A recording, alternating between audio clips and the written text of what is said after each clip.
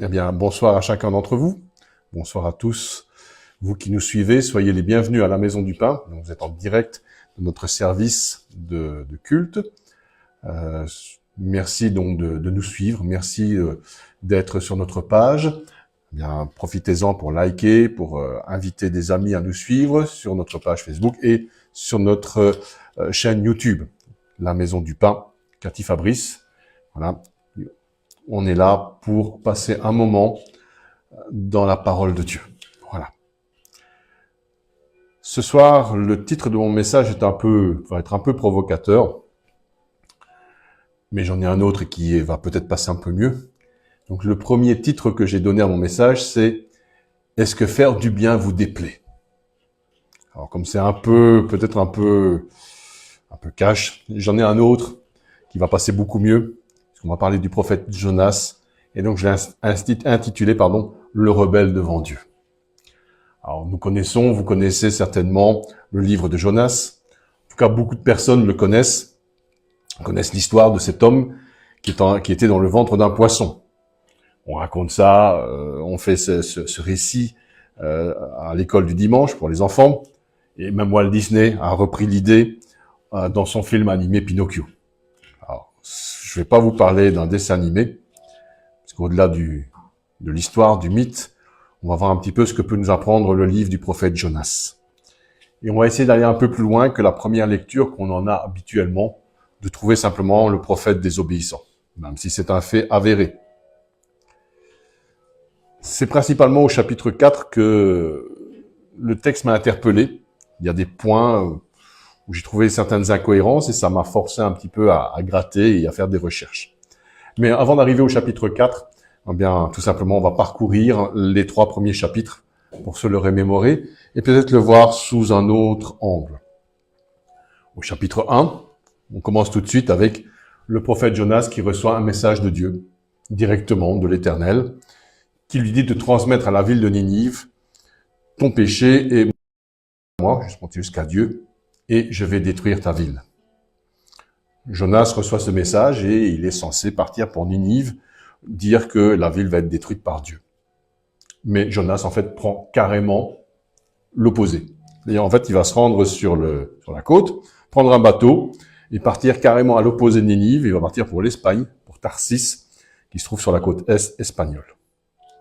C'est pourtant un prophète de l'Éternel, et comme prophète de l'Éternel, dans l'Ancienne Alliance, en fait, il est tenu d'obéir. Il n'y a pas de discussion à avoir.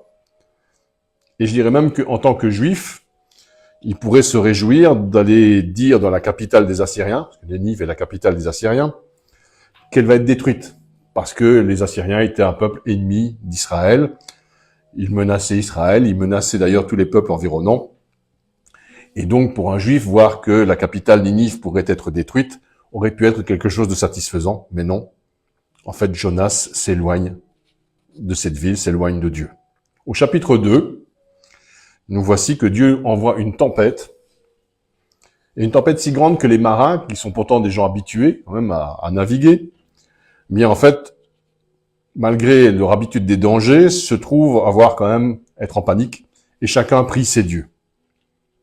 Et puis il y a un marin qui va trouver Jonas, et Jonas en fait est endormi dans la cale, tranquillement.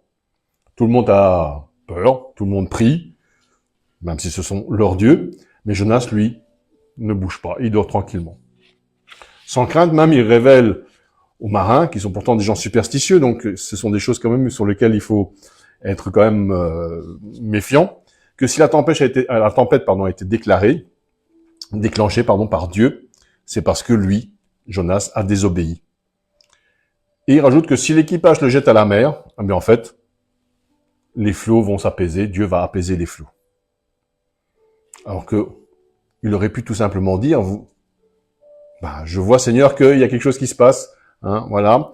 Et il aurait pu être saisi de remords au minimum, et il aurait pu dire à l'équipage, faisons demi-tour et allons à Ninive, comme ça j'irai accomplir ma mission. Dieu aurait comme ça calmé la tempête tout de suite. Mais non, en fait, Jonas préfère mourir. Jonas préfère qu'on le jette à la mer plutôt que d'obéir à Dieu finalement. Eh ben, c'est chose faite. Les marins le jettent à l'eau, et une fois passé par-dessus bord, eh bien les flots se calment. Et les marins sont reconnaissants à l'Éternel, ils reconnaissent même que l'Éternel est Dieu, est le seul Dieu, et ils lui font des offrandes, ils honorent Dieu, l'Éternel, pendant que Jonas est en train de barboter dans l'eau, toujours sans implorer le secours secours de Dieu, toujours à barboter dans son eau, sans remords, je pourrais dire même. Il faut que Dieu envoie un grand poisson, ce que nous dit la Bible. Pour faire simple, on va dire une baleine. Comme ça, ce sera plus simple. Et même si le texte ne le dit pas, mais pour le texte, pour le message, ce sera plus simple de dire une baleine. Et cette baleine, donc, va avaler Jonas. Alors, ça n'a l'air de rien, dit comme ça, mais Jonas va quand même vivre miracle sur miracle. D'abord, déjà, le premier, c'est qu'il faut que la baleine arrive au bon moment pour avaler Jonas. Le deuxième, c'est que, dans l'estomac du grand poisson, la baleine, il n'est pas digéré par les sucs gastriques, ce qui est déjà pas si mal. Et puis, il manque pas d'air, malgré que le texte nous dit que on peut comprendre que la baleine descend dans les profondeurs de l'océan et il peut survivre à tout cela. Alors vous allez me dire, ouais, mais non, ça n'existe pas.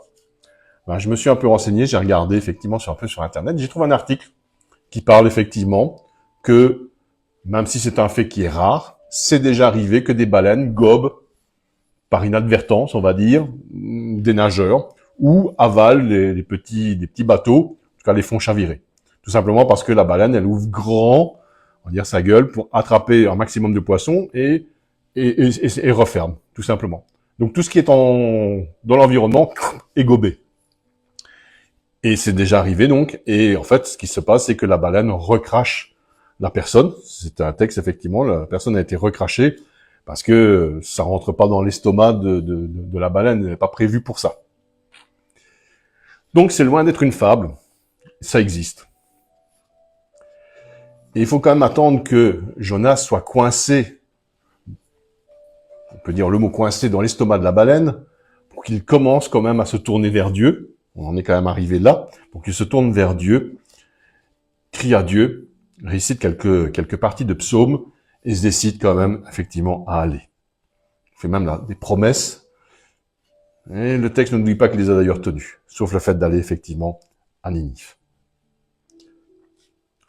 Dieu continue toujours ses miracles, en permettant à l'animal de vomir Jonas. Et j'ai bien dit vomir. Le texte parle de vomir. Il ne dit pas recracher. Le texte biblique nous parle de vomir. La Bible n'utilise le mot vomir que 3 fois. Une fois dans Jonas et une deuxième fois dans l'Apocalypse, où c'est Dieu lui-même qui dit « je te vomirai de ma bouche » quand il parle des gens qui sont tièdes. Donc manifestement, le terme vomir, tout comme en français d'ailleurs, a une connotation dans la Bible très négative. C'est clair, c'est évident. Et si Dieu vomit les tièdes, c'est parce que ça lui est insupportable au plus haut point.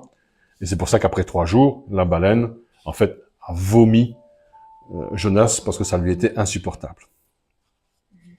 Une fois vomi et arrivé sur la rive, Jonas décide de tourner vers la grande ville de Ninive, où il déclare la parole de Dieu sur la place publique. Là, le peuple, saisi par l'avertissement, eux au moins, eh bien, du plus humble au plus grand, tous se repentent et font un acte de contrition, on peut dire, en prenant le sac et la cendre. Jonas sort de la ville et on en arrive au chapitre 4. C'est le chapitre que je vais développer un petit peu plus, parce qu'il y a quelques versets qui m'ont rendu un peu perplexe et que j'ai un peu plus étudié. Voici quelques points que j'ai pu étudier. Lorsqu'il nous dit que Jonas est sorti de la ville, il est indiqué qu'il sort de la ville et il va s'asseoir à l'est. Or, si on regarde bien, Ninive se trouve là-bas, Jérusalem se trouve là-bas globalement, et donc il n'y a pas de raison d'aller à l'est. Parce que s'il veut rentrer chez lui, ce qui va forcément être le cas, il devrait être à l'ouest pour descendre sur Jérusalem. Non, en fait, il se trouve à l'est. Et que trouve-t-on à l'est? En fait, on trouve Babylone. Babylone, d'où viendra la destruction et la déportation, l'exil. Et donc, il sera un instrument de Dieu pour juger Israël. Jonas était là, assis, et s'attendait à ce que Dieu détruise Ninive. C'était sa réputation de prophète. On est dans l'ancienne alliance, donc ce que le prophète de l'Éternel dit doit se réaliser, sinon c'est un faux prophète, et il peut être lapidé. Donc, il s'attend à ce qu'effectivement, Ninive soit détruite. Oubliant l'un des principes spirituels primordiaux pour Dieu, c'est la miséricorde de Dieu. Miséricorde d'ailleurs qu'il rappelle à Dieu. Il dit, je savais que tu le ferais pas. Je savais bien que tu ne le ferais pas parce que tu es un Dieu bon, lent à la colère. Et c'est pour ça d'ailleurs que j'ai pas voulu y aller. Donc, quand même, assez, pas froid aux yeux quand même, comme on dirait chez nous maintenant. Jonas dit à Dieu, si j'ai désobéi au début du chapitre, c'est parce que je savais bien qu'à la fin du chapitre, tu ne détruirais pas la Ninive.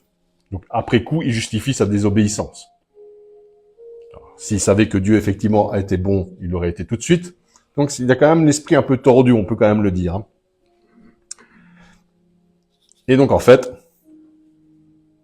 il s'assied, il attend, et il attend le jugement. On peut dire qu'en fait, s'installer à l'est, pour lui, c'est dans l'attente du jugement.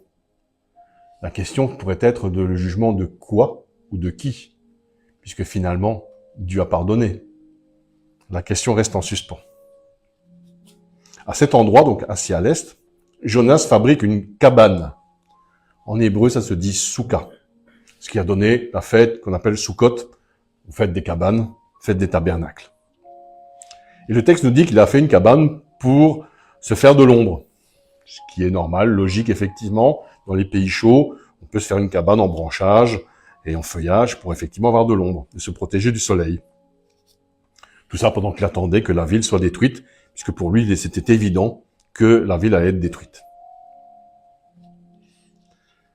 Paradoxalement, on peut dire que si Jonas construit une cabane pour, en fait, quelque part, comme commémorer Sukkot, fête des cabanes, faut se rappeler ou il faut savoir que la fête des cabanes, Sukkot, c'est pour se rappeler les 40 ans d'errance dans le désert.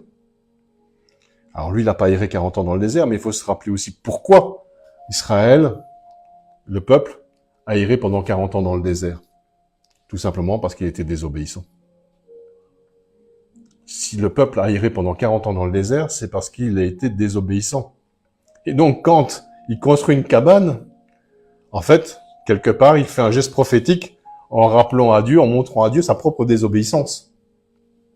Je ne sais pas si vous me suivez, mais si la cabane représente la désobéissance, la fête représente aussi qu'on fait la désobéissance du peuple, lui, quand il se construit une cabane, eh bien, quelque part, il prophétise, il fait un geste prophétique pour rappeler sa propre désobéissance.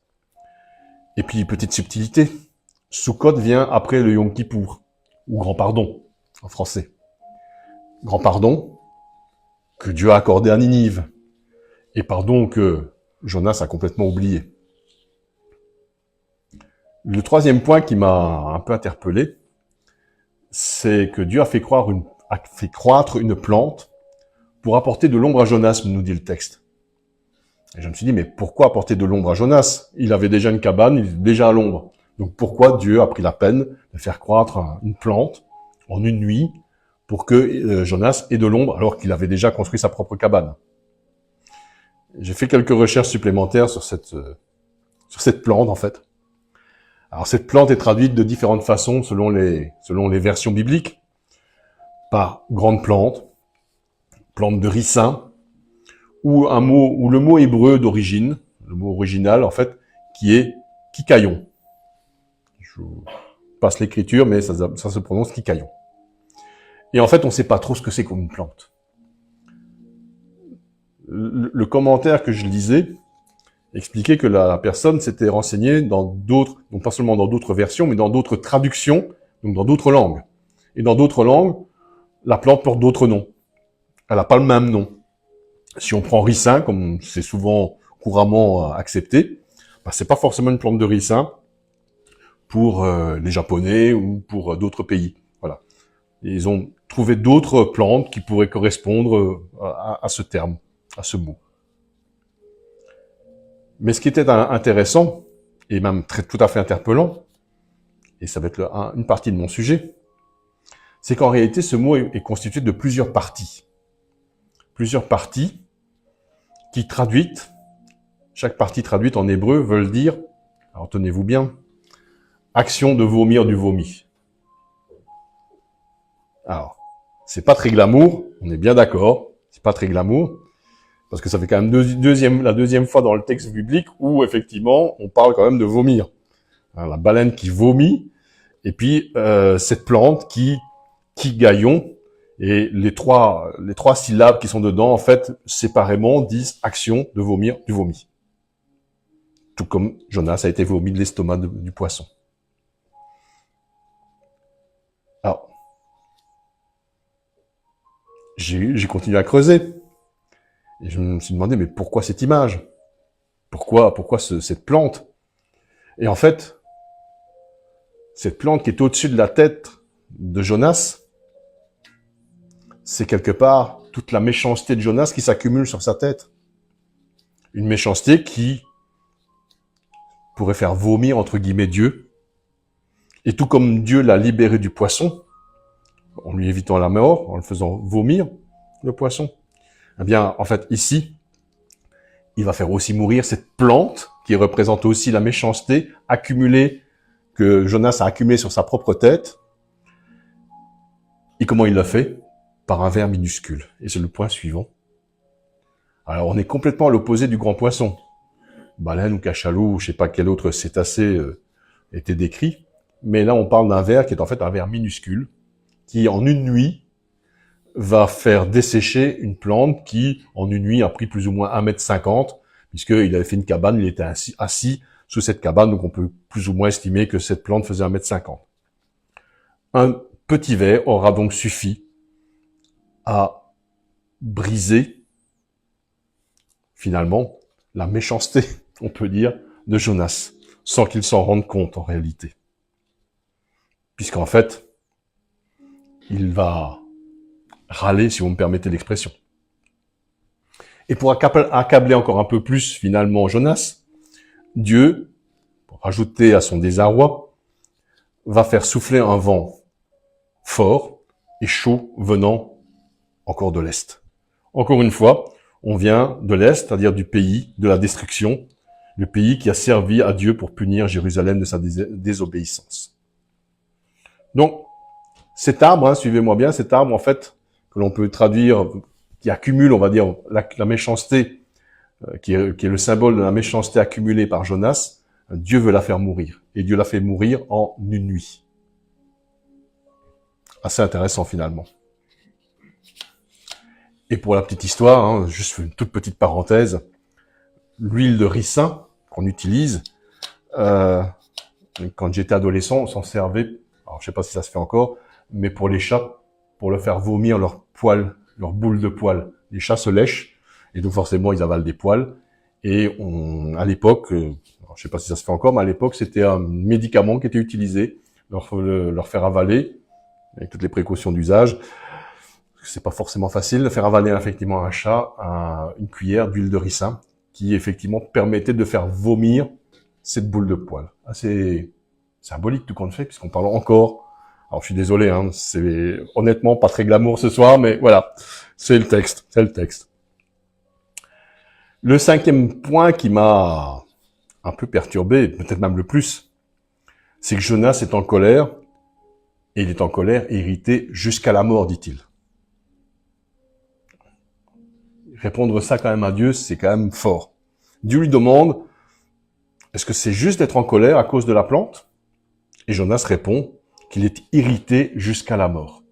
C'est quand même la deuxième fois que le prophète dit qu'il préfère mourir finalement que d'obéir à Dieu ou que d'accepter les bontés de Dieu.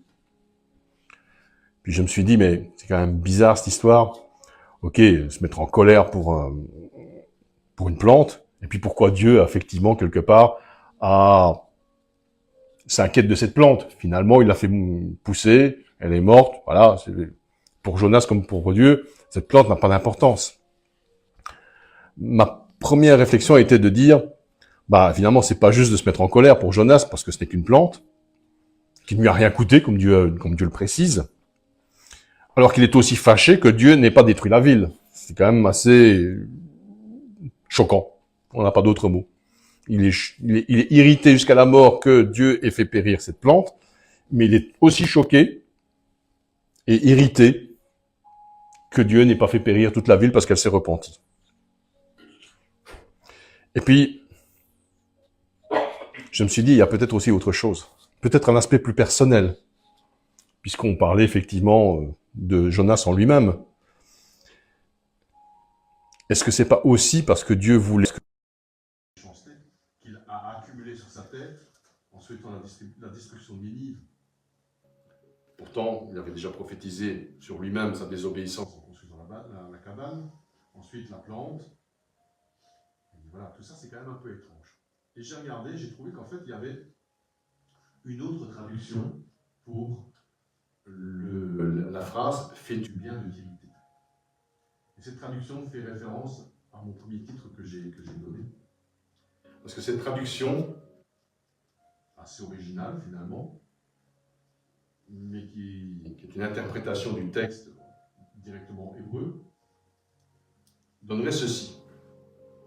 Faire le bien te déplaît-il? C'était la question finalement de Dieu à Jonas. Faire le bien te déplaît-il? Ainsi, il interroge directement Jonas, qui finalement répond, bah non, enfin oui, si ça me déplaît, puisque je suis irrité. C'est quand même assez surprenant. On verra la conclusion plus tard, effectivement, de tout cela pour nous. Le dernier point qui va permettre de faire la transition, le 6e point, c'est le verset 11, qui termine le chapitre et qui termine le chapitre. Et j'ai trouvé que le dernier verset, la conclusion finalement, était assez courte. Je vous lis le verset 11. C'est Dieu qui parle. « Et moi, je n'aurai pas pitié de Ninive, la grande ville, dans laquelle se trouvent plus de 120 000 hommes, qui ne savent pas distinguer leur droite et leur gauche, et des animaux en grand nombre. » Point. Chapitre terminé, livre terminé. Je me suis dit, je trouve personnellement que la chute, c'est quand même un peu court, quoi. J'aurais pensé que, finalement, Dieu aurait fait la morale à Jonas. Il lui aurait expliqué tout son comportement. Éventuellement, il lui aurait dit, c'est pas bien et je vais même te punir. Quand même déjà voir que Dieu a quand même fait appel à la tempête, il a fait appel à un grand poisson, à une plante, à un grand vent, à un ver. Il y avait quand même beaucoup de choses et beaucoup de mal. Finalement, Dieu s'est donné beaucoup de mal pour parler à Jonas. Puisque dans aucun des versets, Dieu ne reprend Jonas. Vous aurez remarqué, si vous relisez, à aucun moment, Dieu ne dit tu fais pas bien. C'est pas bien ce que tu fais, c'est pas bien ce que tu dis. Il ne lui dit pas, il ne le reprend pas, il ne lui dit pas je vais te punir. Tout au long du récit, en fait, Dieu fait preuve de pédagogie envers son prophète. Comme il fait preuve de pédagogie avec nous d'ailleurs. Et puis je me suis dit, mais si la fin est aussi courte, c'est peut-être pas pour rien. Parce que je me suis souvenu qu'en fait, Jésus parle de Jonas. Et donc en fait, la suite du livre de Jonas se trouve dans les évangiles. Se trouve dans l'évangile de Matthieu, où, avec la mort et la descente au séjour des morts pour y prêcher, Christ mettra le point final à ce récit. Je vous lis Matthieu chapitre 12, les versets 39 et 40. C'est Jésus qui parle. Il leur répondit, donc il parle effectivement au Sanhédrin, aux sages d'Israël. Il leur répondit, « Une génération méchante et adultère demande un miracle. Il lui sera donné d'autres miracles que celui du prophète Jonas. Car, de même que Jonas fut 3 jours et 3 nuits dans le ventre d'un grand poisson, de même le Fils de l'homme sera 3 jours et 3 nuits dans le sein de la terre. » Voici donc la conclusion en fait du livre de Jonas, qui se trouve quelques siècles plus tard. Et on constate que de nombreux siècles plus tard, les Juifs bien pensants, alors contemporains du Christ, se font encore reprocher leur méchanceté, leur manque de compréhension de la grâce, puisque finalement, toute l'histoire de Jonas, c'est une incompréhension de Jonas par rapport à la grâce. Dieu a fait grâce à Ninive parce qu'elle s'est repentie. Et Jonas n'a pas compris, il comprend pas. Voilà. Dieu, tu as dit que tu allais la détruire, et puis tu le fais pas. Même s'il dit, ouais, tu es bon, tu es lent à la colère, il comprend pas que finalement, Dieu revient en arrière de ce qu'il a dit, tout simplement parce que les gens de Ninive se sont repentis. Donc, une méconnaissance, voire une incompréhension totale de la grâce. Finalement, c'est cette même grâce, face au repentir des habitants de Ninive, que Christ par laquelle Christ nous a sauvés, nous qui étions aussi ennemis de Dieu. Le livre de Jonas s'adresse donc aux Juifs et aux païens, ici représentés dans l'histoire par les habitants de Ninive, pour les uns.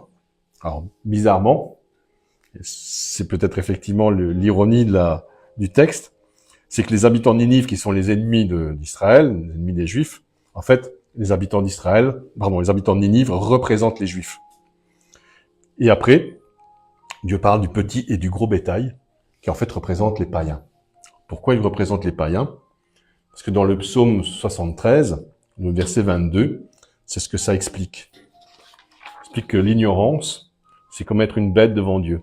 En fait, le verset 22 dit « J'étais stupide et sans intelligence, j'étais à ton égard comme les bêtes. » Donc, dans le récit de Ninive, les habitants qui se repentent, on parle des Juifs, les bêtes qui sont forcées quelque part, mais qui suivent effectivement le mouvement en prenant le sac et la cendre et en jeûnant, eh bien, représentent les païens. Et tout ce petit monde se repent. En tout cas, c'est le désir de Dieu que tout ce petit monde se repente.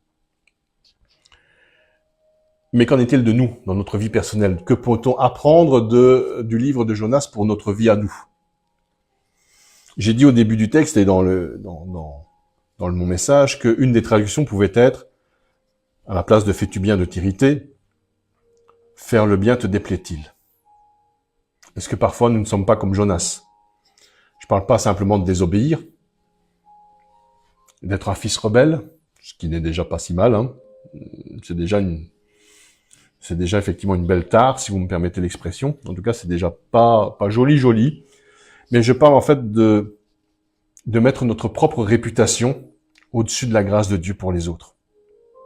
Bien sûr, on était dans l'Ancien Testament, donc le prophète ne pouvait pas dire autre chose que simplement ce que l'Éternel lui avait dit. Et donc, si ça se faisait pas, si ça ne se réalisait pas, il était qualifié d'un faux prophète. Mais ici, Jonas préfère effectivement sa réputation à la vie de 120 000 personnes et de toute une ville.